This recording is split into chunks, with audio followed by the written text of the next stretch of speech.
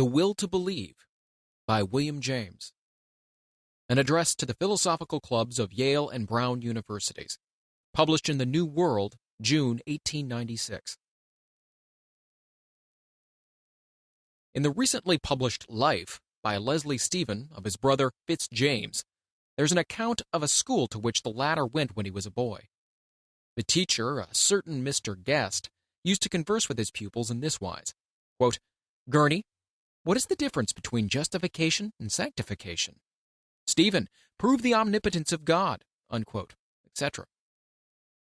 In the midst of our Harvard free-thinking and indifference, we're prone to imagine that here at your good old Orthodox college, conversation continues to be somewhat upon this order. And to show you that we at Harvard have not lost all interest in these vital subjects, I've brought with me tonight something like a sermon on justification by faith to read to you. I mean, an essay in the justification of faith, a defense of our right to adopt a believing attitude in religious matters, in spite of the fact that our merely logical intellect may not have been coerced. The Will to Believe, accordingly, is the title of my paper. I've long defended my own students the lawfulness of voluntary adopted faith, but as soon as they have got well imbued with the logical spirit, they have as a rule refused to admit my contention to be lawful philosophically, even though in point of fact they were personally all the time chock full of some faith or other themselves. I am all the while, however, so profoundly convinced that my own position is correct that your invitation has seemed to me a good occasion to make my statements more clear. Perhaps your mind will be more open than those with which I have hitherto had to deal. I will be as little technical as I can, though I must begin by setting up some technical distinctions that will help us in the end. 1. Hypotheses and options. Let us give the name of hypothesis to anything that may be proposed to our belief, and just as the electricians speak of live and dead wires, let us speak of any hypothesis as either live or dead. A live hypothesis is one which appeals as a real possibility to him to whom it is proposed. If I ask you to believe in the Mahdi, the notion makes no electric connection with your nature. It refuses to scintillate with any credibility at all. As a hypothesis, it is completely dead. To an Arab, however, even if he be not one of the Mahdi's followers, the hypothesis is among the mind's possibilities. It is alive. This shows that deadness and liveness in a hypothesis are not intrinsic properties, but relations to the individual thinker. They are measured by his willingness to act. The maximum of liveness in hypothesis means willingness to act irrevocably. Practically, that means belief, but there is some believing tendency wherever there is willingness to act at all. Next, let us call the decision between two hypotheses an option. Options may be of several kinds. They may be 1. Living or dead, 2. Forced or avoidable, 3. Momentous or trivial, and for our purpose we may call an option a genuine option when it of the forced, living, or momentous kind. 1. A living option is one in which both hypotheses are live ones. If I say to you, be a theosophist or a Mohammedan, it's probably a dead option because for you, neither hypothesis is likely to be alive. But if I say, be an agnostic or a Christian, it's otherwise. Trained as you are, each hypothesis makes some appeal, however small, to your belief. 2. Next, if I say to you, choose between going out with your umbrella or without it. I do not offer you a genuine option, for it is not forced. You can easily avoid it by not going out at all.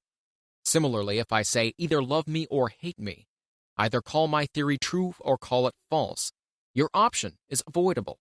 You may remain indifferent to me, neither loving nor hating, and you may decline to offer any judgment as to my theory. But if I say either accept this truth or go without it, I put on you a forced option, for there's no standing place outside of the alternative. Every dilemma based on a complete logical disjunction, with no possibility of not choosing, is an option of this forced kind. 3. Finally, if I were Dr. Nansen and proposed to you to join my North Pole expedition, your option would be momentous, for this would probably be your only similar opportunity, and your choice now would either exclude you from the North Pole sort of immortality altogether, or put at least the chance of it in your hands. He who refuses to embrace a unique opportunity loses the prize as surely as if he had tried and failed.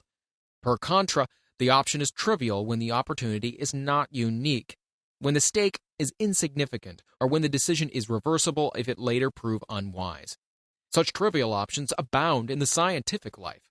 A chemist finds a hypothesis live enough to spend a year on its verification. He believes in it to that extent. But if his experiments prove inconclusive either way, he's quit for his loss of time, no vital harm being done. It will facilitate our discussion if we keep all of these distinctions well in mind. 2.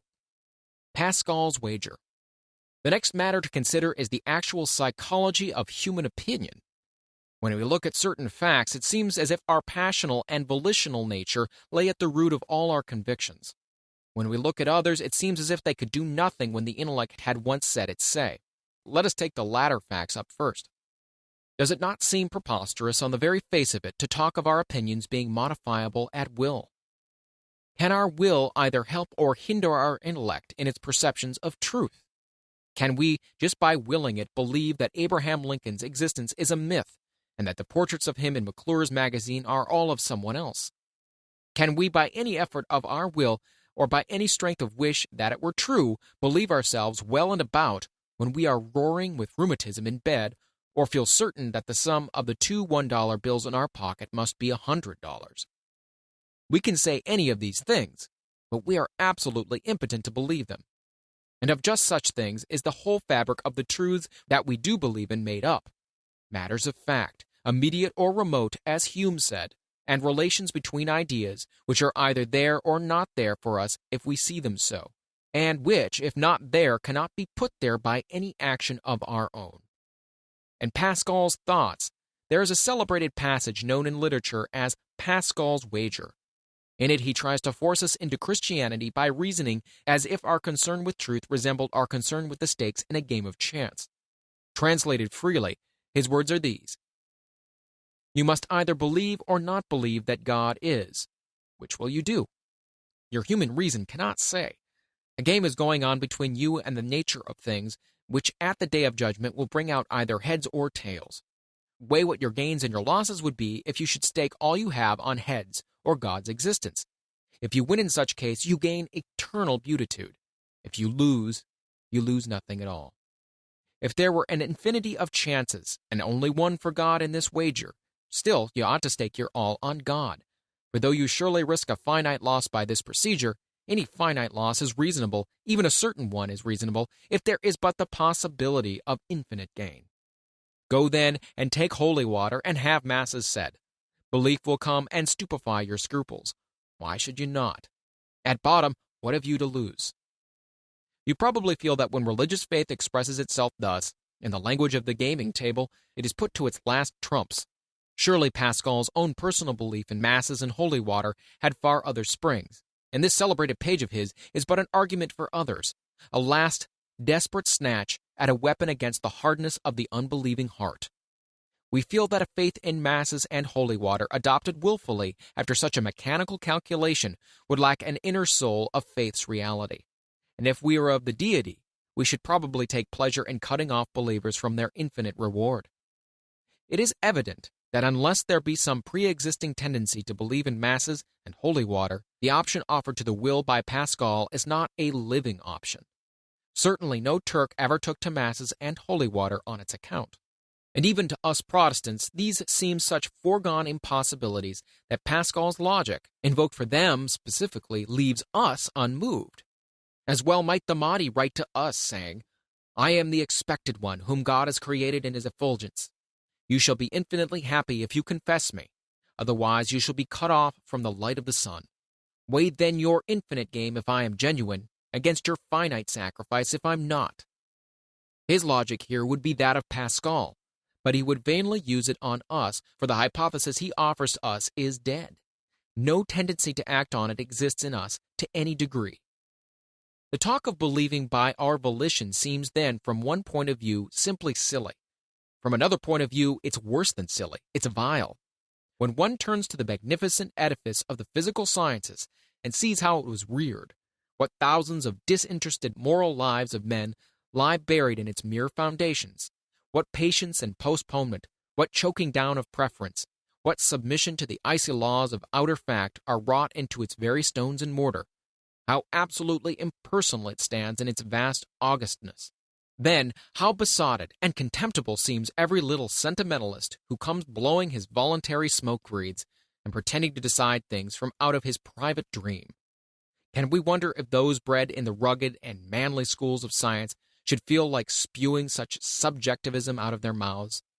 The whole system of loyalties which grow up in the schools of science go dead against its toleration, so that it is only natural that those who have caught the scientific fever should pass over to the opposite extreme, and write sometimes as if the incorruptibly truthful intellect ought positively to prefer bitterness and unacceptableness to the heart in its cup. It fortifies my soul to know that though I perish, truth is so.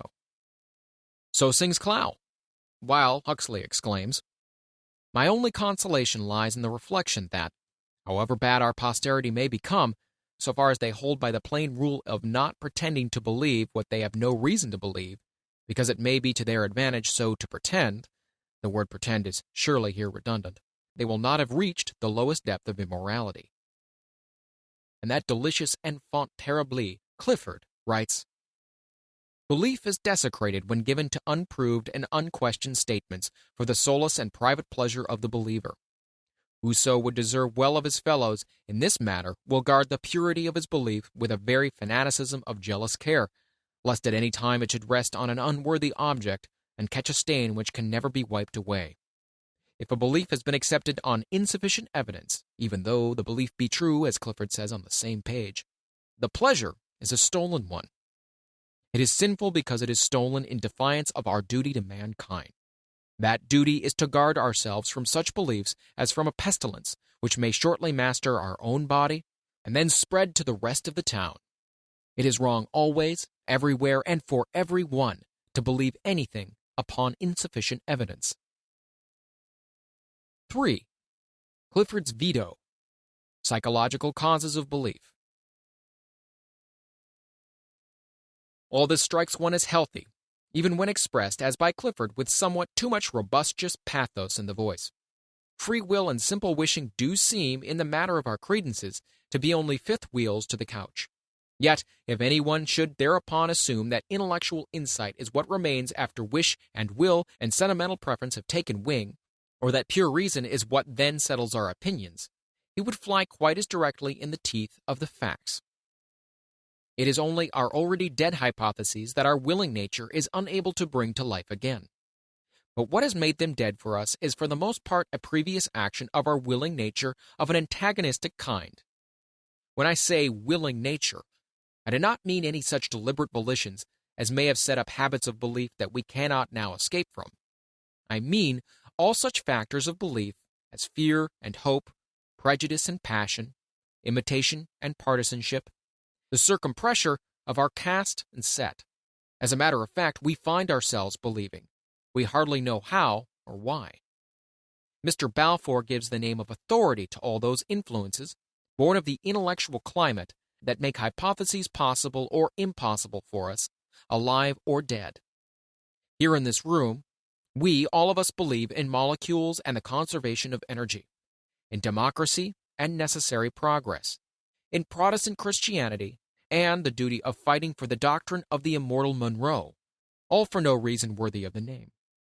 We see in these matters with no more inner clearness, and probably with much less, than any disbeliever in them might possess. His unconventionality would probably have some grounds to show for its conclusions. But for us, not insight, but the prestige of the opinions is what makes the spark shoot from them and light up our sleeping magazines of faith. Our reason is quite satisfied in 999 cases out of every 1,000 of us, if it can find a few arguments that will do to recite in case our credulity is criticized from someone else. Our faith is faith in someone else's faith, and in the greatest matters this is most the case. Our belief in truth itself, for instance, that there is a truth, and that our minds and it are made for each other. What is it but a passionate affirmation of desire, in which our social system backs us up? We want to have truth. We want to believe that our experiments and studies and discussions must put us in a continually better and better position towards it, And on this line, we agree to fight out our thinking lives. But if a purhonistic skeptic asks us how we know all this, can our logic find a reply? No, certainly it cannot. It is just one volition against another. We willing to go in for life upon a trust or assumption which he, for his part, does not care to make. As a rule, we disbelieve all facts and theories for which we have no use. Clifford's cosmic emotions find no use for Christian feelings. Huxley belabors the bishops because there's no use for sacerdotalism in his scheme of life. Newman, on the contrary, goes over to Romanism and finds all sorts of reasons good for staying there, because a priestly system is for him an organic need and delight. Why do so few scientists even look at the evidence for telepathy, so-called? Because they think, as a leading biologist now dead once said to me, that even if such a thing were true, scientists ought to band together to keep it suppressed and concealed. It would undo the uniformity of nature and all sorts of other things without which scientists cannot carry on in their pursuits. But if this very man had been shown something which as a scientist he might do with telepathy, he might not only have examined the evidence, but even have found it good enough. This very law which the logicians would impose upon us, if I may give the name of logicians to those who would rule out our willing nature here, is based on nothing but their own natural wish to exclude all elements for which they, in their professional quality of logicians, can find no use. Evidently, then, our non-intellectual nature does influence our convictions. There are passional tendencies and volitions which run before, and others which come after belief, and it is only the latter that are too late for the fair. And they are not too late when the previous passional work has been already in their own direction. Pascal's argument, instead of being powerless, then seems a regular clincher, and is the last stroke needed to make our faith in masses and holy water complete. The state of things is evidently far from simple, and pure insight and logic, whatever they might do ideally, are not the only things that really do produce our creeds. 4. Thesis of the essay. Our next duty, having recognized this mixed-up state of affairs, is to ask whether it be simply reprehensible and pathological, or whether, on the contrary, we must treat it as a normal element in making up our minds. The thesis I defend is briefly stated this: our passional nature not only lawfully may, but must, decide an option between propositions, whenever it is a genuine option that cannot by its nature be decided on intellectual grounds. For to say, under such circumstances, do not decide, but leave the question open, is itself a passional decision, just like deciding yes or no, and is attended with the same risk of losing the truth. The thesis thus abstractly expressed will, I trust, soon become quite clear, but I must first indulge in a bit more of preliminary work. 5. Empiricism and absolutism. It will be observed that for the purposes of this discussion we are on dogmatic ground. Ground, I mean, which leaves systematic philosophical skepticism altogether out of account. The postulate that there is truth, and that it is the destiny of our minds to attain it, we are deliberately resolving to make, though the skeptic will not make it. We part company with him, therefore, absolutely at this point. But the faith that truth exists, and that our minds can find it, may be held in two ways.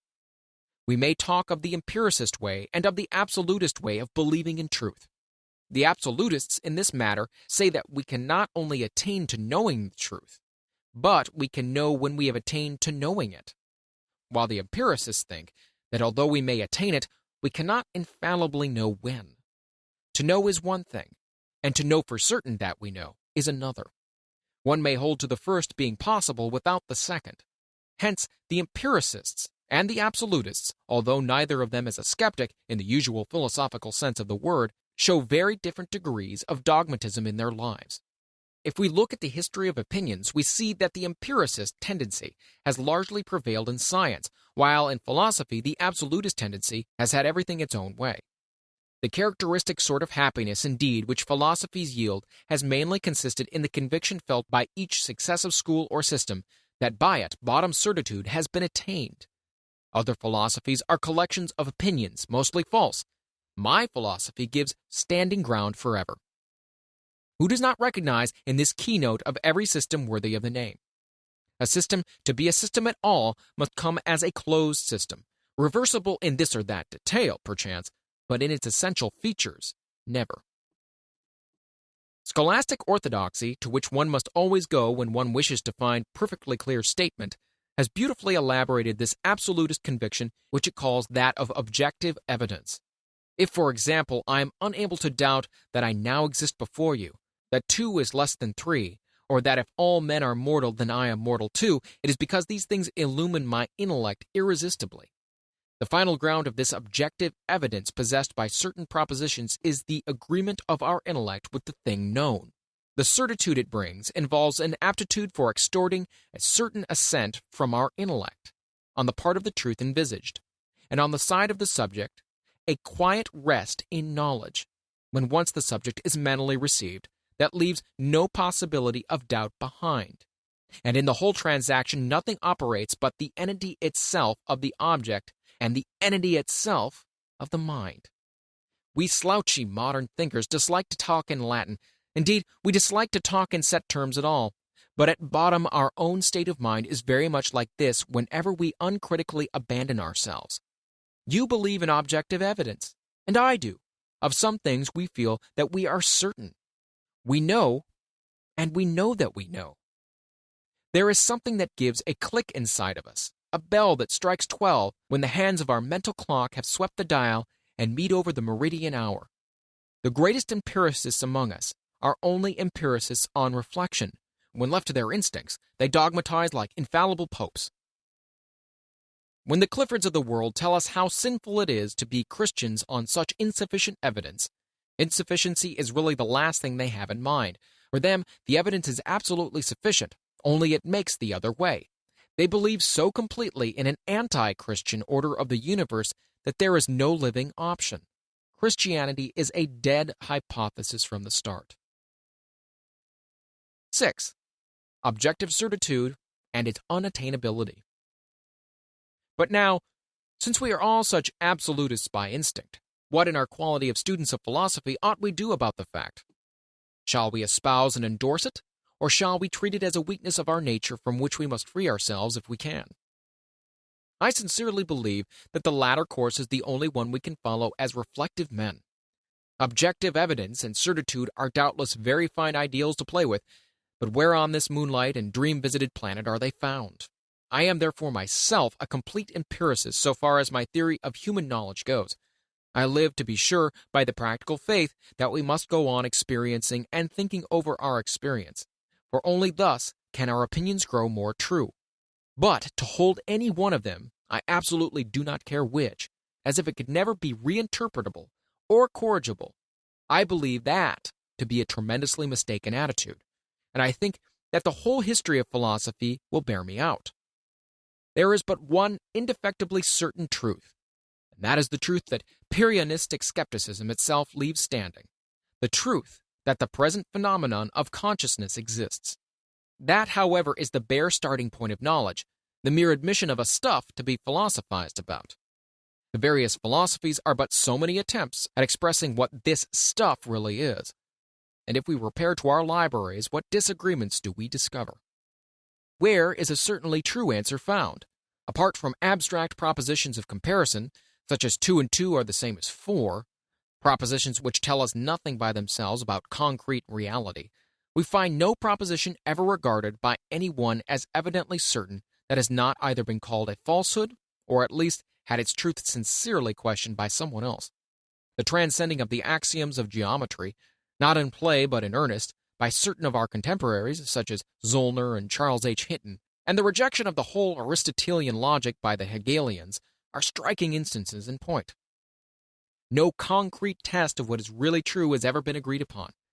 Some make the criterion external to the moment of perception, putting in it either revelation, the agreement of all nations, the instincts of the heart, or the systematized experience of the race. Others make the perceptive moment its own test. Descartes, for instance, with his clear and distinct ideas guaranteed by the veracity of God.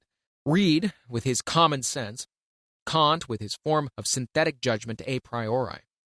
The inconceivability of the opposite, the capacity to be verified by sense, the possession of complete organic unity or self-relation, realized when a thing is its own other, are standards which in turn have been used.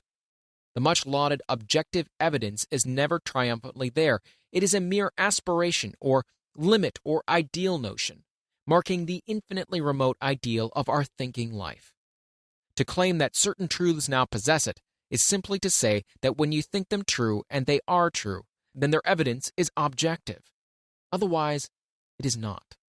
But practically one's conviction that the evidence one goes by is of the real objective brand is only one more subjective opinion added to the lot. For what a contradictory array of opinions have objective evidence and absolute certitude been claimed.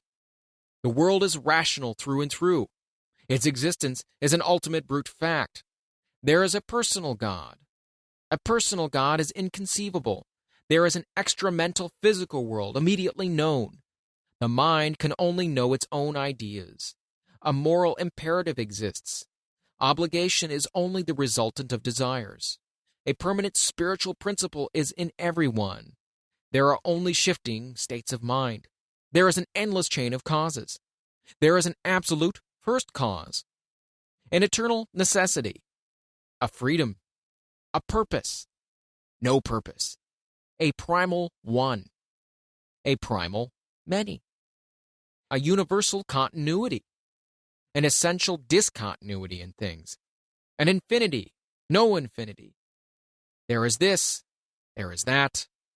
There is indeed nothing which someone has not thought absolutely true, while his neighbor deemed it absolutely false.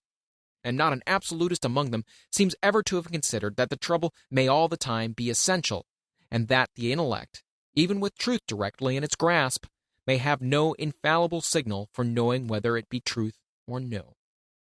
When indeed one remembers that the most striking practical application to life of the doctrine of objective certitude has been the conscientious labors of the Holy Office of the Inquisition, one feels less tempted than ever to lend the doctrine a respectful ear.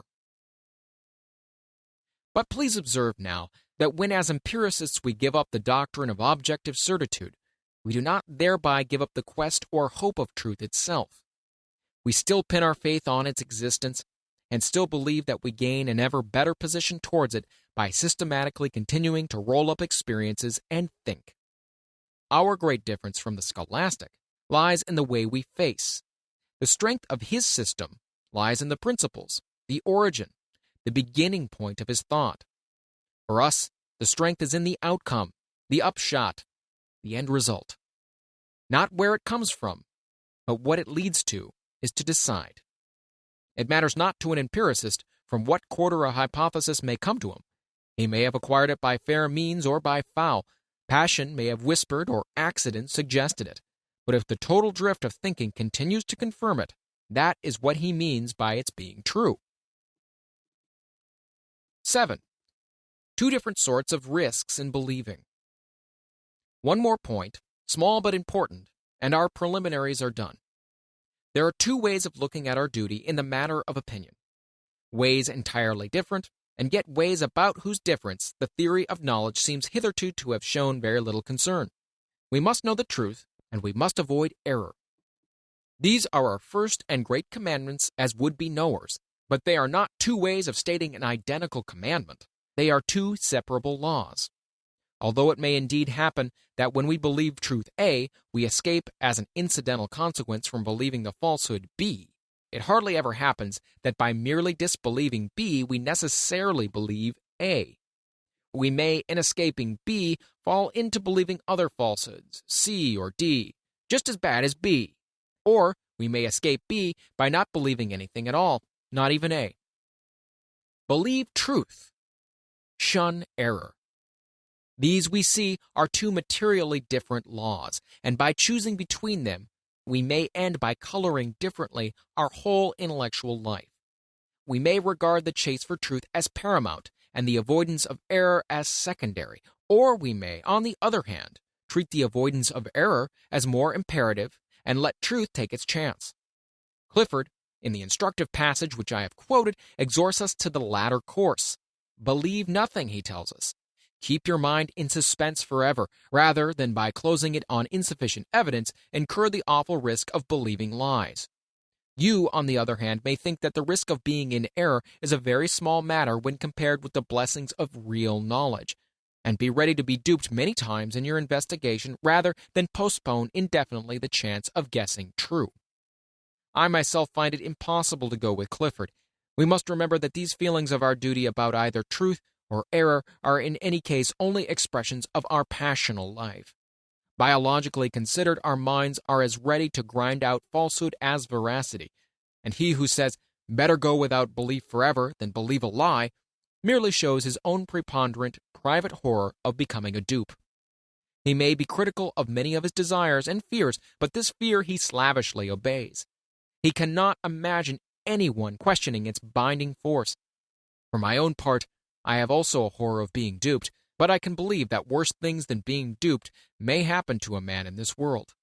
So, Clifford's exhortation has to my ears a thoroughly fantastic sound.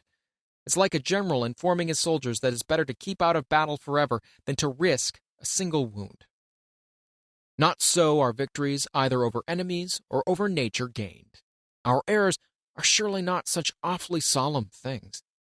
In a world where we are so certain to incur them in spite of all our caution, a certain lightness of heart seems healthier than this excessive nervousness on their behalf. At any rate, it seems the fittest thing for the empiricist philosopher. 8. Some risk unavoidable. And now, after all this introduction, let us go straight at our question. I have said, and now repeat it, that not only as a matter of fact do we find our passional nature influencing us in our opinions, but that there are some options between opinions in which this influence must be regarded both as an inevitable and as a lawful determinant of our choice. I fear here that some of you, my hearers, will begin to scent danger and lend an inhospitable ear. 2 first steps of passion you have indeed had to admit as necessary. We must think so as to avoid dupery, and we must think so as to gain truth. But the surest path to those ideal consummations you'll probably consider is from now onwards to take no further passional step. Well, of course, I agree as far as the facts will allow. Wherever the option between losing truth and gaining it is not momentous, we can throw the chance of gaining truth away, and at any rate save ourselves from any chance of believing falsehood, by not making up our minds at all till objective evidence has come. In scientific questions, this is almost always the case, and even in human affairs in general, the need of acting is seldom so urgent that a false belief to act on is better than no belief at all. Law courts, indeed, have to decide on the best evidence attainable for the moment, because a judge's duty is to make law as well as to ascertain it. And, as a learned judge once said to me, few cases are worth spending much time over. The great thing is to have them decided on any acceptable principle and got out of the way. But in our dealings with objective nature, we obviously are recorders, not makers of the truth, and decisions for the mere sake of deciding promptly and getting on to the next business would be wholly out of place. Throughout the breadth of physical nature, facts are what they are quite independently of us, and seldom is there any such hurry about them that the risks of being duped by believing a premature theory need be faced. The questions here are always trivial options. The hypotheses are hardly living, at any rate not living for us spectators, and the choice between believing truth or falsehood is seldom forced. The attitude of skeptical balance is therefore the absolutely wise one if we could escape mistakes. What difference, indeed, does it make to most of us whether we have or have not a theory of X-rays, whether we believe or not in mind stuff, or have a conviction about the causality of conscious states? It makes no difference. Such options are not forced on us. On every account, it's better not to make them, but still keep weighing reasons, pro and con, with an indifferent hand. I speak, of course, here of the purely judging mind. For purposes of discovery, such indifference is to be less highly recommended, and science would be far less advanced than she is if the passionate desires of individuals to get their own faiths confirmed had been kept out of the game. See, for example, the sagacity which Spencer or Wiseman now display. On the other hand, if you want an absolute duffer in the investigation, you must, after all, take the man who has no interest whatever in its results. He is the warranted incapable, the positive fool. The most useful investigator, because the most sensitive observer is always he whose eager interest in one side of the question is balanced by an equally keen nervousness lest he become deceived. Science has organized this nervousness into a regular technique, her so-called method of verification, and she has fallen so deeply in love with that method that one may even say she has ceased to care for truth by itself at all. It is only truth as technically verified that interests her. The truth of truths might come in a merely affirmative form, and she would decline to touch it. Such truth as that, she might repeat with Clifford, would be stolen in defiance of her duty to mankind.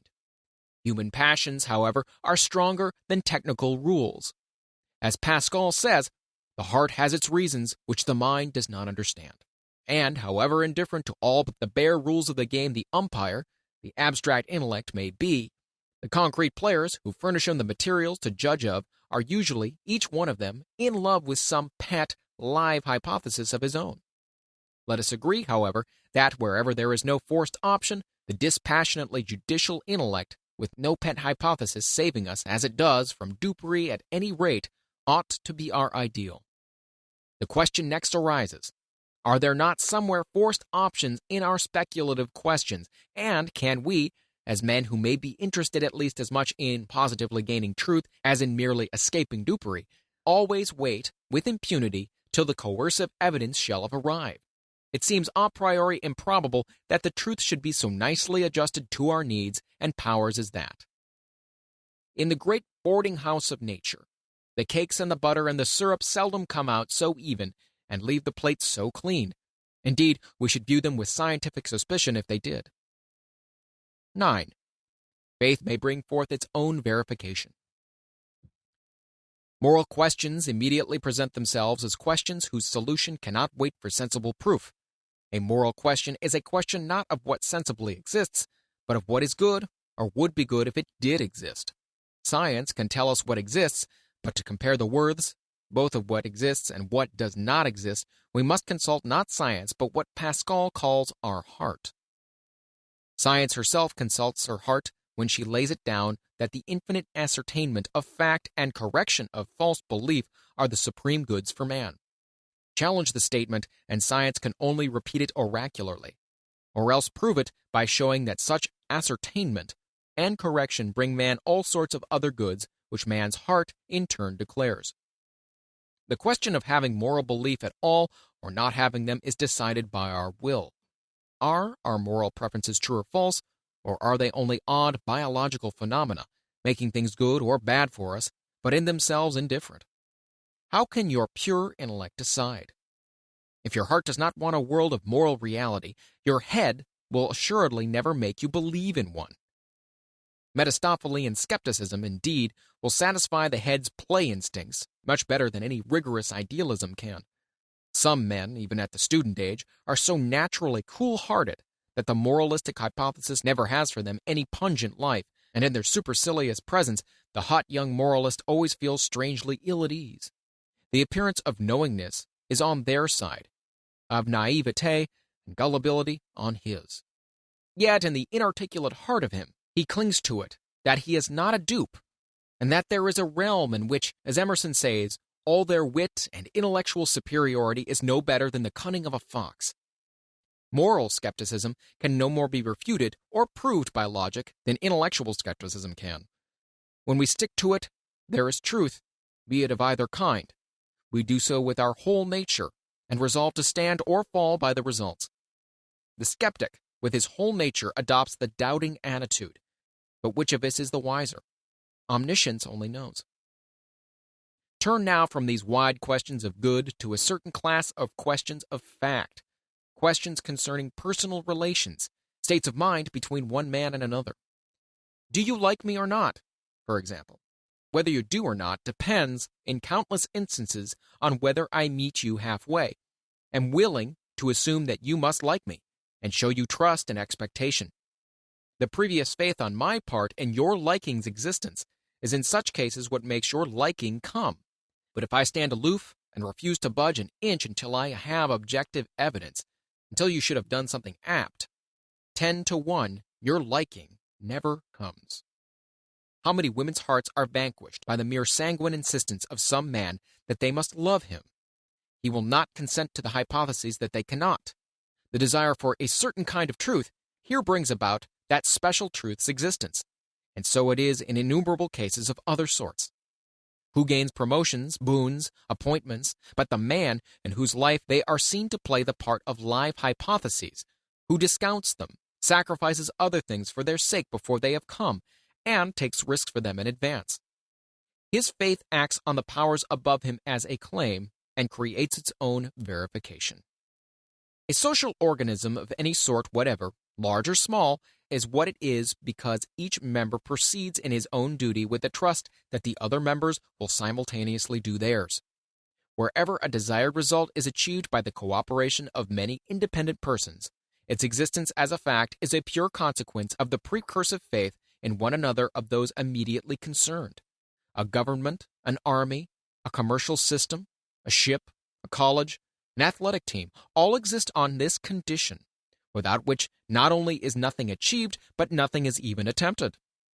A whole train of passengers, individually brave enough, will be looted by a few highwaymen, simply because the latter can count on one another, while each member fears that if he makes a movement of resistance, he will be shot before anyone else backs him up.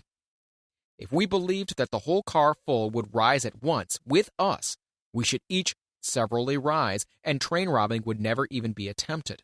There are then cases where a fact cannot come at all unless a preliminary faith exists in its coming. And where faith in a fact can help create the fact, that would be an insane logic which would say that faith running ahead of scientific evidence is the lowest kind of immorality into which a thinking being can fall. Yet, such is the logic by which our scientific absolutists pretend to regulate our lives. 10. Logical conditions of religious belief. In truths dependent on our personal action, then, faith based on desire is certainly a lawful and possibly an indispensable thing. But now it will be said, these are all childish human cases and have nothing to do with great cosmic matters like the question of religious faith. Let us then pass on to that. Religions differ so much in their accidents, and in discussing the religious question, we must make it very generic and broad. What then do we now mean by the religious hypothesis? Science says things are, morality says some things are better than other things, and religion says essentially two things. First, she says that the best things are the most eternal things, the overlapping things, the things in the universe that throw the last stone, so to speak, and say the final word. Perfection is eternal. This phrase of Charles Secretan seems a good way of putting the first affirmation of religion, an affirmation which obviously cannot yet be verified scientifically at all. The second affirmation of religion is that we are better off even now if we believe her first affirmation is true.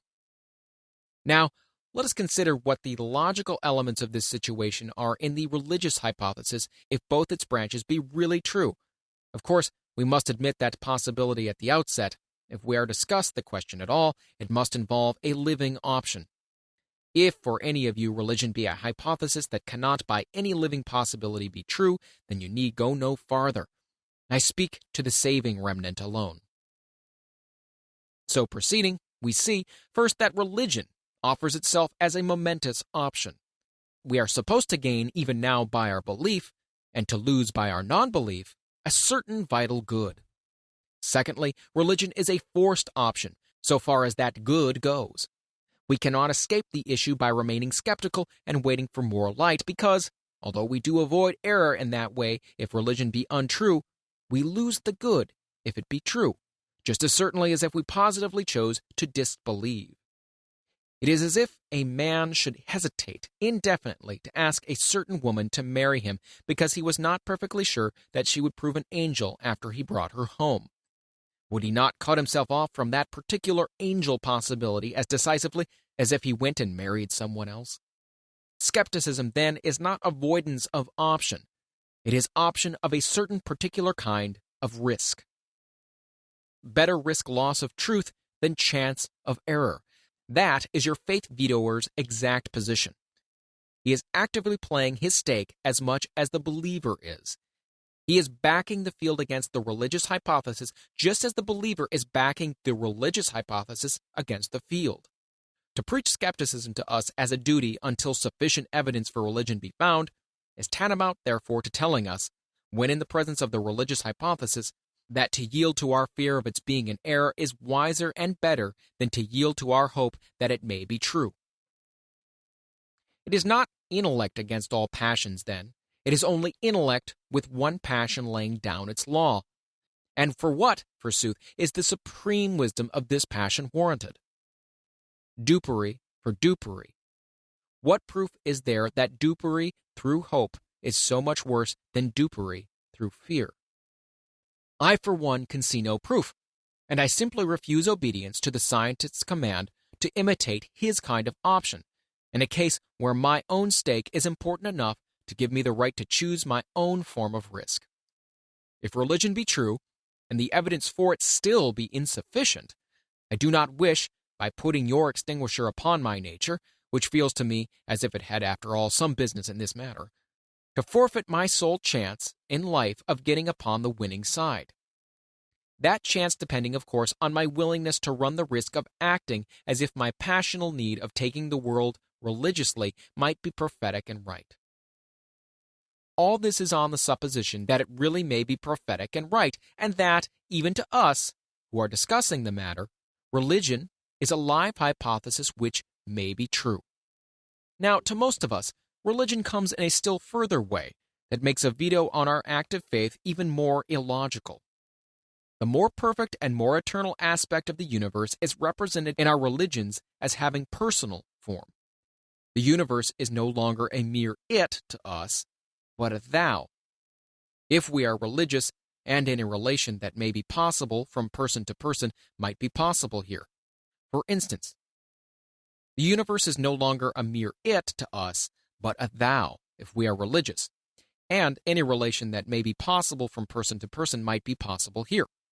For instance, although in one sense we are passive portions of the universe, in another we show a curious autonomy, as if we were small active centers on our own account.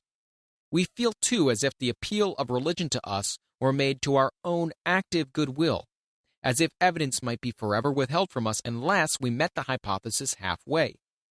To take a trivial illustration, just as a man who in a company of gentlemen made no advances, asked a warrant for every concession, and believed no one's word without proof, would cut himself off by such churlishness from all the social rewards that a more trusting spirit would earn. So here, one who would shut himself up in snarling logicality and try to make the gods extort his recognition, willy-nilly, or not get it at all, might cut himself off forever from his only opportunity of making the gods' acquaintance. This feeling, forced on us we know not whence, that by obstinately believing that there are gods, although not to do so would be so easy both for our logic and our life, we are doing the universe the deepest service we can, seems part of the living essence of the religious hypothesis. If the hypothesis were true in all its parts, including this one, then pure intellectualism, with its veto on our making willing advances, would be an absurdity, and some participation of our sympathetic nature would be logically required. I therefore, for one, cannot see my way to accepting the agnostic rules for truth-seeking, or willfully agree to keep my willing nature out of the game. I cannot do so for this plain reason, that a rule of thinking which would absolutely prevent me from acknowledging certain kinds of truth, if those kinds of truth were really there, would be an irrational rule. That, for me, is the long and the short of the formal logic of the situation, no matter what the kinds of truth might materially be.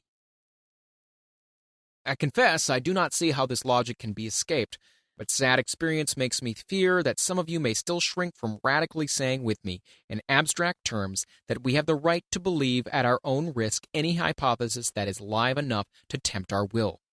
I suspect, however, that if this is so, it is because you have got away from the abstract logical point of view altogether and are thinking, perhaps without realizing it, of some particular religious hypothesis which for you is dead.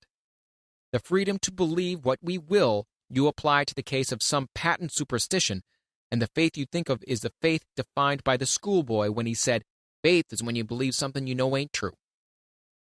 I can only repeat that this is a misapprehension. In concrete terms, the freedom to believe can only cover living options which the intellect of the individual cannot by itself resolve. And living options never seem absurdities to him who has them to consider. When I look at the religious question as it really puts itself to concrete men, and when I think of all the possibilities which both practically and theoretically it involves, then this command that we shall put a stopper on our heart, instincts, and courage, and wait, acting of course meanwhile more or less as if religion were not true, till doomsday, or till such time as our intellect and senses working together may have raked in evidence enough, this command, I say, seems to me the queerest idol ever manufactured in the philosophic cave.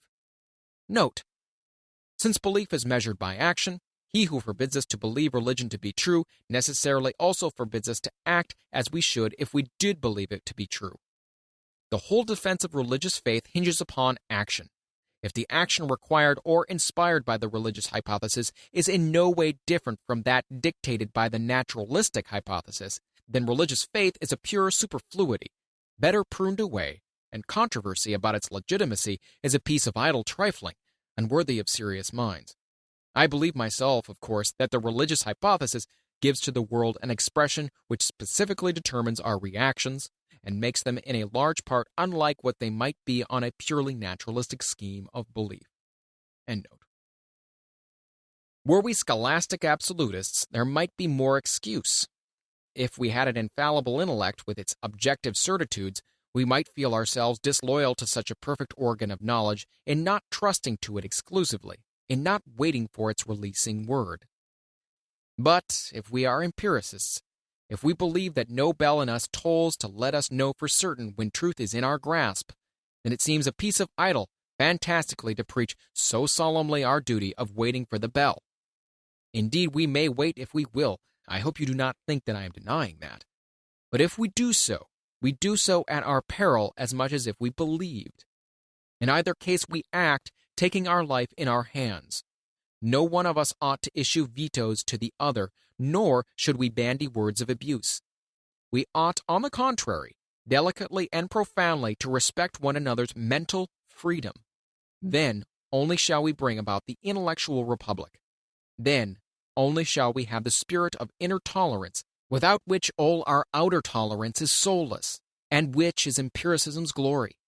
Then only shall we live and let live in speculative as well as practical things. I began by a reference to Fitzjames Stephen. Let me end by a quotation from him. What do you think of yourself? What do you think of the world? These are questions with which all must deal as it seems good to them. They are riddles of the Sphinx, and in some way or other, we must deal with them. In all important transactions of life, we have to take a leap in the dark. If we decide to leave the riddles unanswered, that is a choice. If we waver in our answer, that too is a choice. But whatever choice we make it at our peril. If a man chooses to turn his back altogether on God and the future, no one can prevent him. No one can show beyond reasonable doubt that he is mistaken. If a man thinks otherwise and acts as he thinks, I do not see that anyone can prove that he is mistaken. Each must act as he thinks best, and if he is wrong, so much the worse for him. We stand on a mountain pass in the midst of whirling snow and blinding mist, through which we get glimpses, now and then, of paths which may be deceptive. If we stand still, we shall be frozen to death. If we take the wrong road, we shall be dashed to pieces. We do not certainly know whether there is any right one. What must we do? Be strong and of a good courage. Act for the best, hope for the best, and take what comes. If death ends all, we cannot meet death better.